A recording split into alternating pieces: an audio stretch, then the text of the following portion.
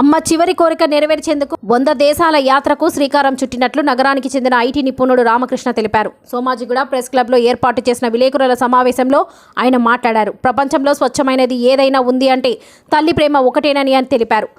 తాను 10 నెలల వయసులో బావిలో పడి అనారోగ్య బారిన పడ్డ అమ్మ జ్యోతిర్మయి 2023లో మృతి చెందిందని అన్నారు. నవల రచయిత్రి అయిన తన తల్లి ప్రస్తుత సామాజిక మాధ్యమాలలో పిల్లల కోసం తాను రాసిన కథలను ప్రచారం చేయాలని కోరడంతో ప్రపంచ యాత్రకు శ్రీకారం చుట్టినట్లుగా తెలిపారు.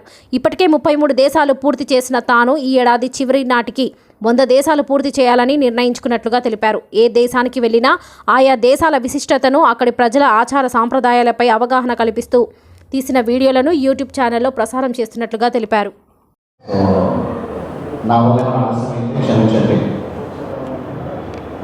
నా పేరు ఆర్కే. నేను ఒక ప్రపంచ యాత్రికుడు.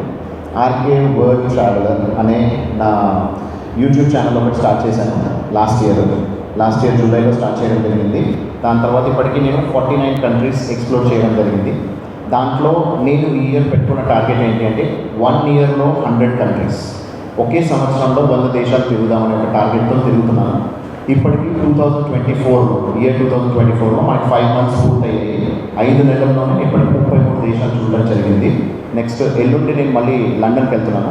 సో అక్కడికి వెళ్ళడంతో మళ్ళీ అక్కడ 5 దేశాలు, ఆ తర్వాత యూరోప్లో 20 దేశాలు, ఆ తర్వాత క్యారిబియన్ కంట్రీస్లో 14 దేశాలు అన్నీ కలుపుకొని నెక్స్ట్ 3 నెలల్లో మళ్ళీ ఇంకొక 40 దేశాలు తిరగబోతున్నాను. ఆ తర్వాత నాకు ఇంకొక 3 నుంచి 4 నెలల్లో ఇంకో 33 దేశాలకు తిరగాల్సిన సిచ్యువేషన్ ఏర్పడుతుంది 100 దేశాలు కంప్లీట్ చేసుకోవాలంటే. సో ఇదంతా కూడా తిరిగేది నేను కంప్లీట్ ప్యూర్ వెజిటేరియన్. సో ఒక వెజిటేరియన్ కూడా ప్రపంచ యాత్ర చేయగలడు, ఒక వెజిటేరియన్ కూడా 100 దేశాలు తిరిగి రావచ్చు అని చెప్పేసి ప్రూవ్ చేయడం నాకు ఒక పాయింట్.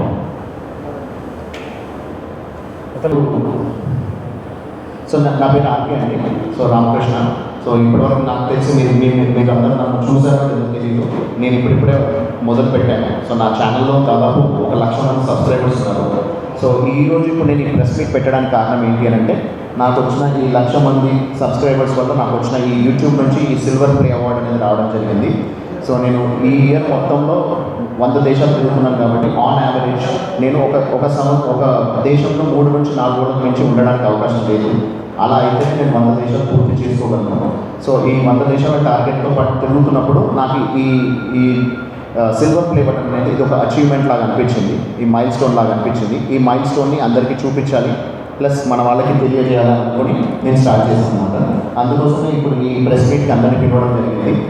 సో అంటే నేను పుట్టి పెరిగింది జనగాం అంటే ఇక్కడ హైదరాబాద్ నుంచి దాదాపు 85 కిలోమీటర్ల డిస్టెన్స్. ఇప్పుడు ప్రస్తుతానికి జనగాం అనేది సపరేట్ జిల్లాగా ఉంది.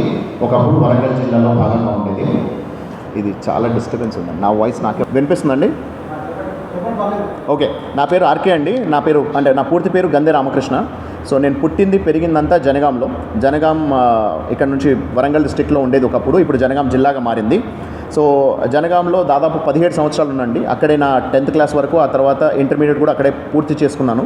సో మా మదర్ ఏంటంటే స్పైనల్ కార్డ్ ఇంజూర్ అయ్యారు. తనకి దాదాపు 40 సంవత్సరాల పాటు తను బెడ్లో ఉండేది. సో నాకు 10 నెలల వయసు ఉన్నప్పుడే మా అమ్మ బావిలో పడడం జరిగింది. దాంతో నడుము దగ్గర నుంచి కింద పాదాల వరకు తనకి స్పర్శ లేదనమాట. సో అలా స్పర్శ లేకపోతే వాళ్ళ ఇంట్లో ఉండేవాళ్ళము.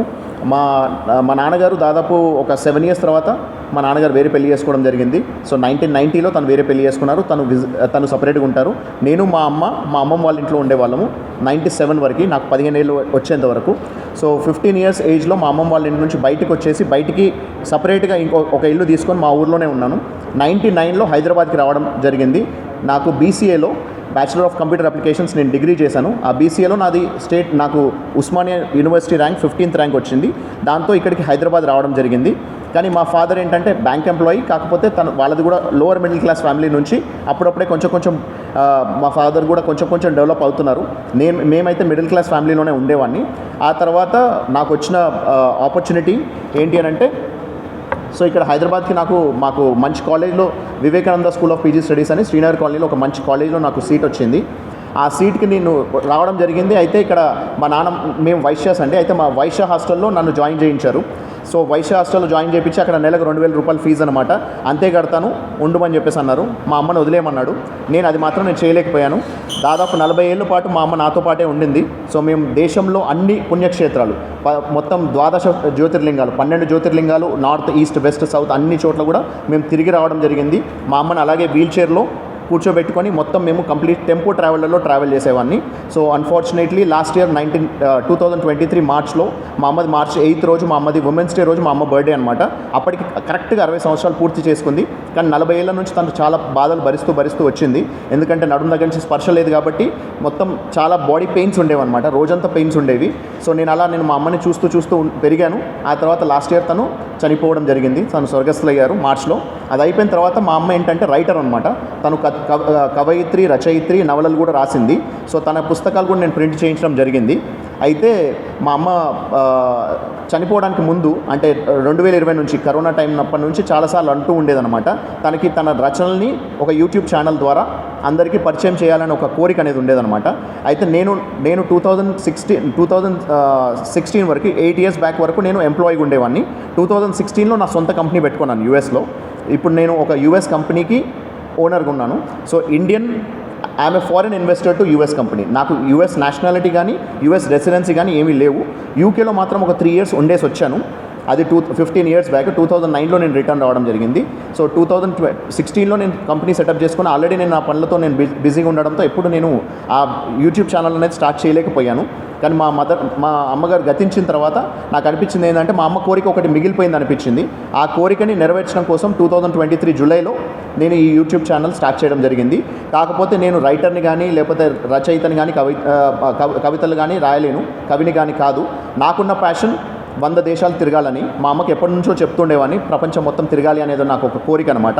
సో ఆ కోరికని, మా అమ్మకున్న అభిలాషని రెండు కలుపుకొని ఈ ఆర్కే వరల్డ్ ట్రావెలర్ అనే ఒక యూట్యూబ్ ఛానల్ అనేది స్టార్ట్ చేయడం జరిగింది.